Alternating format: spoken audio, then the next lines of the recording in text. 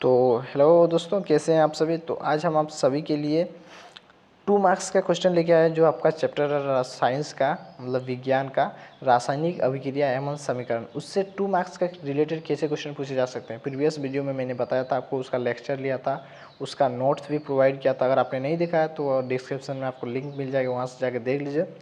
और इस वीडियो में हम लोग देखने वाले हैं उससे 2 मार्क्स से रिलेटेड कैसे क्वेश्चन पूछे जा सकते हैं। जो आपको 2 मार्क्स और 3 मार्क्स के क्वेश्चन आते हैं, उससे 2 मार्क्स से रिलेटेड कैसा क्वेश्चन पूछा जा सकता है। तो चलिए क्वेश्चन को शुरू करते हैं। तो ये सबसे पहला क्वेश्चन है उस चैप्टर से कि लोहे की वस्तु को हम पेंट क्यों करते हैं। देखिए, लोहे की वस्तु जो होती है उसको हम लोग पेंट क्यों करते हैं। तो लोहे की वस्तु तो इसका आंसर जो हो जाएगा हम लोग का, देखिए, लोहे की वस्तु हवा एवं नमी के संपर्क में आकर संचार हो जाते हैं। आपको पता ही होगा, अगर आप आयरन या लोहा खिड़की वगैरह में देखे होंगे तो क्या होता है कि अगर आप नमी उसमें आ जाता है या फिर हवा के संपर्क में आता है तो क्या होता है, वो धीरे धीरे जंग लगने लगता है, यानी कि वो संक्षारित हो जाती है। अतः उसको हम लोग क्या करते हैं, पेंट करने पर लोहे की सतह हवा और नमी के प्रत्यक्ष संपर्क नहीं कर रहती है, जिसके कारण संचय नहीं हो पाता है, इसलिए हम लोग उसमें पेंट करते हैं। जिसके कारण क्या करते हैं हम लोग, अगर जंग लग जाता है तो उसमें ऊपर में पेंट कर देते हैं, ताकि उसमें क्या हो कि जो है वायु और नमी उसके संपर्क में ना आए और क्या हो, वो संचालन ना हो। इसके लिए हम लोग क्या करते हैं, उसके ऊपर में जो है पेंट कर देते हैं। तो जिसके कारण क्या होता है, संचार नहीं हो पाता है। जिसके कारण क्या होगा, संचार नहीं हो पाता है। इस तरह लोहा पेंट करने से मतलब क्षतिग्रस्त नहीं होता, क्षतिग्रस्त होने से बच जाता है। तो इसलिए हम लोग लोहा में पेंट करते हैं। देखिए, हम आपको आंसर बता रहे हैं, खुद से भी कुछ कुछ पॉइंट बता रहे हैं, तो आपको बस उसको समझना है। एग्ज़ाम में आपको ये नहीं कि जो बुक में लिखा हुआ वही आंसर लिखना है, आपको अपने से आंसर लिखना है। अगर आप अपने से आंसर लिखते हैं तो आपको मार्क्स कभी नहीं काटा जाता, लेकिन अगर आप डिट्टो बुक का छाप देते हैं तो आपका नंबर काटने का चांसेस रहता है। इसलिए आप अपने से आंसर लिखने का प्रयास कीजिए, क्योंकि ऊपर में आपका एग्जाम सीट में लिखा हुआ रहता है कि विद्यार्थी यथासंभव अपने शब्द में ही उत्तर दे। इसलिए अपने शब्द में आंसर देने की कोशिश कीजिएगा जो आपको समझ में आया है। नेक्स्ट क्वेश्चन पूछा गया कि तेल एवं वसायुक्त खाद्य पदार्थ को नाइट्रोजन से प्रभावित क्यों करते हैं हम लोग। देखिए, नाइट्रोजन से प्रभावित क्यों करते हैं। देखिए, तेल और वसायुक्त खाद्य पदार्थ को हम लोग नाइट्रोजन से प्रभावित क्यों करेंगे। तो सिंपली इसका बात है कि देखिए, तेल का जो पदार्थ है अगर उसमें हवा वगैरह आएगा तो क्या होगा कि अगर क्या होता है कि वो विकृत गंधित हो जाता है, मतलब वो ख़राब हो जाता है, जिससे हम लोग उसका गंध स्वाद में परिवर्तन हो जाता है, खाने का हम लोग को मन नहीं करता है। तो बस वही लिखा है। देखिए, नाइट्रोजन एक प्रतिऑक्सीकारक है, जिसमें मतलब ऑक्सीजन वगैरह नहीं आएगा। ऐसा एक प्रतिऑक्सीकारक है जो इन पदार्थों को अपचयित यानी कि ऑक्सीकृत होने से बचाता है। अतः तेल एवं वसायुक्त खाद्य पदार्थ को विकृत गंधिता नहीं हो पाती, जिसके कारण क्या होता है, विकृत गंधिता नहीं हो पाती है अगर हम लोग उसमें नाइट्रोजन डालते हैं। तो इस तरह वसायुक्त पदार्थ खराब नहीं होते, मतलब खराब होने से बचाने के लिए हम लोग उसको नाइट्रोजन से प्रभावित करते हैं। ठीक है, इतना समझ लीजिए कि नाइट्रोजन एक प्रतिऑक्सीकारक है जो मतलब उसको खराब होने से बचाता है, इसलिए हम लोग उसमें डालते हैं। बस। नेक्स्ट पूछा कि अवक्षेपण अभिक्रिया से आप क्या समझते हैं, उदाहरण देखिए बता। देखिए, अवक्षेपण अभिक्रिया क्या है। देखिए, ऐसी रासायनिक अभिक्रिया जिसमें अविलय लवण बनता है एवं विलय से पृथक हो जाता है उसको अवक्षेपण अभिक्रिया। देखिए, अवक्षेप बनता है, उसमें क्या होता है कि एक तरह का एक अवक्षेपण का निर्माण होता है, ऊपर में अवक्षेप बन जाता है, तो उसको हम लोग अवक्षेपण अभिक्रिया कहते हैं। जैसे कि सिल्वर नाइट्रेट है, उसको हम लोग सोडियम क्लोराइड के साथ रिएक्शन कराएंगे तो क्या होगा, सिल्वर क्लोराइड बन जाएगा हम लोग का, और अवक्षेप और सोडियम क्लोराइड बनेगा। और जो अवक्षेप होगा वो सफ़ेद अवक्षेप जो है ऊपर में हम लोग का तैरने लगेगा, जिसको हम लोग बोलते हैं सिल्वर क्लोराइड जो है, ये हम लोग का सफ़ेद अवक्षेप बन जाएगा। ठीक, और सोडियम नाइट्रेट हम लोग का मेन सोल्यूशन बन जाएगा। नेक्स्ट है कि तनु हाइड्रोक्लोरिक जिंक तनु हाइड्रोक्लोरिक अम्ल के साथ अभिक्रिया कर हाइड्रोजन गैस मुक्त करता है, जबकि कॉपर नहीं। समझाइए क्यों। देखिए, Zn जो है कॉन्सेंट्रेटेड हाइड्रोक्लोरिक अम्ल एसिड, मतलब जो जिंक जो है पतला जो हाइड्रोक्लोरिक अम्ल होता है उसके साथ अभिक्रिया करता है और हाइड्रोजन गैस निकालता है, लेकिन कॉपर ऐसा नहीं करता है। कॉपर के साथ जब हम लोग रिएक्शन कराते हैं तो देखिए, जो धातु जो होती है वो सक्रियता श्रेणी एक होती है। आपको अगर सक्रियता श्रेणी नहीं पता है तो मैं एक वीडियो में आपको बता दूंगा, ठीक है, उसका लिंक आपको डिस्क्रिप्शन में मिल जाएगा। तो देखिए, धातुओं की सक्रियता श्रेणी में जिंक हाइड्रोजन से ऊपर होता है, जिंक जो है हाइड्रोजन से ऊपर होता है, जबकि कॉपर जो है हाइड्रोजन से नीचे होता है। देखिए, कॉपर हाइड्रोजन से नीचे होता है, इसलिए कॉपर क्या होता है हाइड्रोक्लोरिक अम्ल के साथ मतलब रिएक्शन करके हाइड्रोजन गैस का निर्माण नहीं करता है। जबकि हम लोग का जब जिंक इसके साथ रिएक्शन करता है, जिंक जो कि हाइड्रोजन से ऊपर होता है सक्रियता श्रेणी में, जिस कारण से वो रिएक्शन कर लेता है और हाइड्रोजन गैस बनाता है। नेक्स्ट है हम लोग का सिल्वर क्लोराइड को गहरे रंग की बोतल में भंडारित क्यों किया जाता है। देखिए सिल्वर क्लोराइड जो होता है उसको हम लोग गहरे रंग का बोतल में ही क्यों रखते हैं भंडारित करके। तो देखिए सूर्य की प्रकाश की उपस्थिति में सिल्वर क्लोराइड निम्नलिखित अभिक्रिया के अनुसार अवघटित हो सकता है। देखिए सूर्य का प्रकाश जब आता है ना हम लोग का, तो सिल्वर क्लोराइड जो है वो क्या करता है उसके साथ अभिक्रिया कर लेता है। तो AgCl जो होता है वो अगर सूर्य के साथ अगर अभिक्रिया कर लिया तो Ag+Cl2 में टूट जाता है। तो उससे बचाने के लिए हम लोग उसको भंडारित करके रखते हैं, इसलिए इसे हम लोग गहरी बोतल में भंडारित करके रखते हैं। नेक्स्ट क्वेश्चन है, ये आपके 2 मार्क्स में ही पूछे जाते हैं। जब लोहे की कील को कॉपर सल्फेट के विलयन में डुबाया जाता है तो विलयन का रंग क्यों बदल जाता है। देखिए इसमें पूछा गया। तो देखिए उसमें एक क्या होता है कि मेनली इसको इजी शब्द में बोले तो लोहे की कील अगर आप कॉपर सल्फेट के विलयन में डालेंगे तो जो सक्रियता श्रेणी होती है उसमें क्या होता है कि जो लोहा जो होता है वो कॉपर से ऊपर होता है। तो क्या करता है कॉपर को वो लोहा जो है विस्थापित कर देता है और वहाँ जो विलयन का रंग है वो चेंज हो जाता है। देखिए जब कॉपर सल्फेट के विलयन में लोहे की कील डुबाई जाती है तो कॉपर सल्फेट के विलयन में कॉपर का विस्थापन कर देता है और आयरन सल्फेट बना लेता है जो कि रंग में हरा होता है, इसलिए विलयन का रंग बदल जाता है और हाइड्रोजन का रंग क्या हो जाता है बदल जाता है। ठीक है, हम जो बताएंगे वही है। यहाँ है कि बायो में जलाने से पहले मैग्नीशियम रिबन को साफ क्यों किया जाता है। ये बहुत ही बार पूछा जा चुका है एग्जाम में। ठीक है, बहुत ही बार।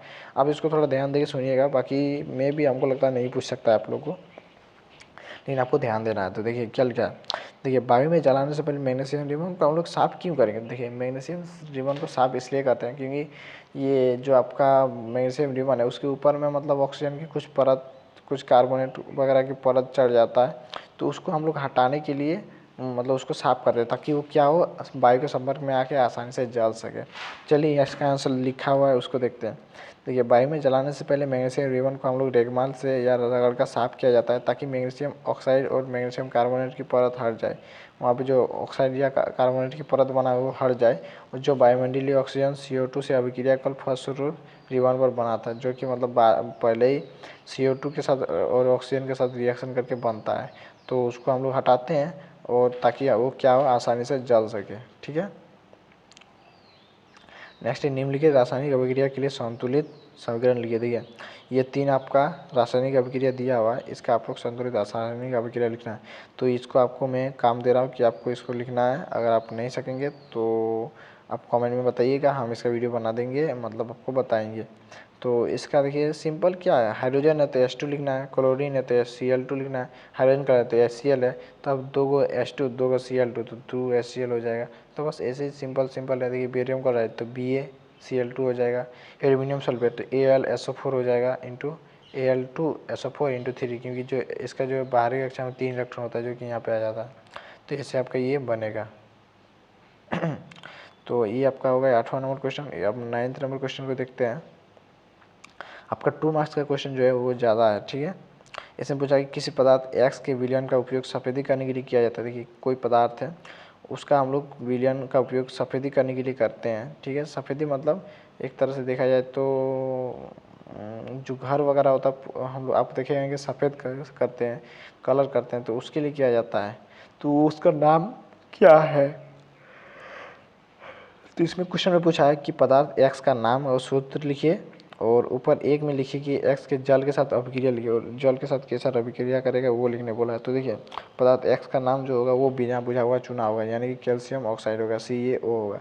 और जब इसका हम लोग जल के साथ रिएक्शन कराते हैं तो क्या होता है हम लोग का ये कैल्शियम हाइड्रोक्साइड बनाता है, जो कि हम लोग का बुझा हुआ चुना हो जाता है, जो कि पहले बिना बुझा हुआ था, अब ये बुझा हुआ चुना हो जाता है, जिसको हम लोग पेंट करने के लिए यूज करते हैं बुझाने के बाद। उसके बाद लिखा है कि कुछ दिनों तक खुला रखने पर चांदी की वस्तु काली क्यों हो जाती है, संबंधित परिघटना दीजिए। देखिए जब आप चांदी की वस्तु को अगर आप खुला में छोड़ देंगे ना तो वो काली परत चढ़ जाती है। क्यों, देखिए धातुएं जब चारों ओर की वस्तु जैसे नमी अम्ल आदि के साथ अभिक्रिया करती है तो वो संचारित हो जाते हैं, इसी परिघटना को हम लोग संचारण कहते हैं। देखिए जब आप कोई भी अम्ल ये धातु को बाहर में रखेंगे तो वो एसिड अम्ल के साथ रिएक्शन करके मतलब अम्ल के साथ जो है आपका रिएक्शन मतलब अभिक्रिया करके वो संक्षारित हो जाती है, मतलब वो जंग लग जाती है। तो इस परिघटना को हम लोग संचारण कहते हैं। और चांदी ऑक्सीजन के साथ अभिक्रिया करके सिल्वर ऑक्साइड बनाती है, जो कि काला रंग का होता है परत। तो वो भी क्या करती है, काला रंग का परत बना लेती है। ठीक है, नेक्स्ट क्वेश्चन है कि श्वसन को ऊष्माक्षेपी अभिक्रिया क्यों कहते हैं। देखिए श्वसन हम लोग जो करते हैं उसको हम लोग ऊष्माक्षेपी अभिक्रिया क्यों कहते हैं, आपको बताना है। तो देखिए श्वसन को ऊष्माक्षेपी अभिक्रिया दो कारणों से कहा जाता है। पहला तो श्वसन की क्रिया के दौरान क्या होता है, होने वाली अभिक्रिया में ग्लूकोज और ऑक्सीजन का संयोग करके CO2 और जल का बनता है, CO2 और जल बनता है इसलिए। दूसरा कि इसमें हम लोग ऊर्जा मुक्त होता है, ऊर्जा मुक्त होता है, जिसमें ऊर्जा मुक्त होता है उसको हम लोग ऊष्माक्षेपी अभिक्रिया ही कहते हैं। C6H12O6 + 6CO2 6O2।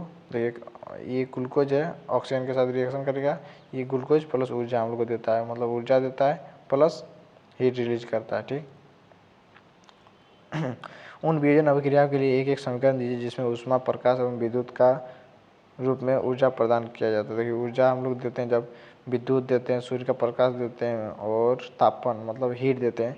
तो ऐसा ऐसा अभिक्रिया तीन को लिखने बोला। देखिए आपका यहाँ अभिक्रिया लिखा हुआ है तीन को, वीडियो बहुत लंबा हो जा रहा है इसलिए आपको नहीं बता रहे हैं। देखिए H2O जो है उसमें हम लोग अगर विद्युत देते हैं तो H2 + O2 में टूट जाता है। मतलब अगर आपको जल को अगर तोड़ना है तो किसे तोड़ेंगे, तो आप लोग ये देते हैं, क्या बोलते हैं उसको, मतलब करंट देते हैं, विद्युत धारा देते हैं जिससे वो टूट जाता है। तो वैसे ही है यहाँ पे PP लेड नाइट्रेट को हम लोग हीट देते हैं तो PbO + NO2 + O2 में टूट जाता है। वैसे AgBr को हम लोग सूर्य का प्रकाश देते हैं तो Ag + Br में टूट जाता है। तो बस यही पूछा था आपका।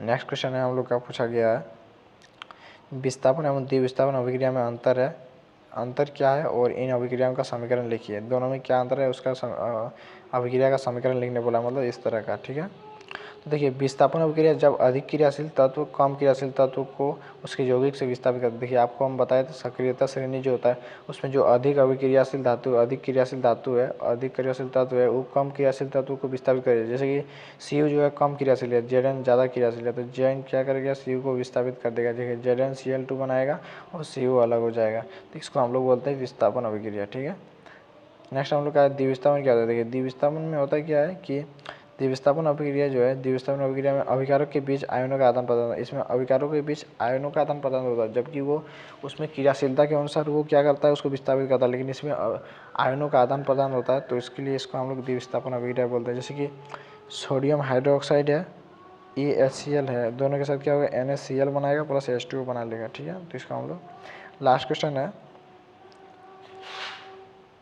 कि निम्न रासायनिक समीकरण को संतुलित कीजिए। देखिए ये आपका क्वेश्चन हर बार एग्जाम में पूछा जाता है कि चार आपको रिएक्शन दे देगा, बोलेगा इसको आप लोग रिएक्शन को संतुलित कीजिए। संतुलित करना आपको सीखना है, ये बहुत ही आसान होता है। तो ये आपका लास्ट वीडियो है, तो मिलते हैं नेक्स्ट वीडियो में। ठीक है, अब हम आप लोग नेक्स्ट वीडियो में बताएंगे कि जो 3 मार्क्स का क्वेश्चन पूछे जाते हैं वो किस तरह से पूछे जाते हैं।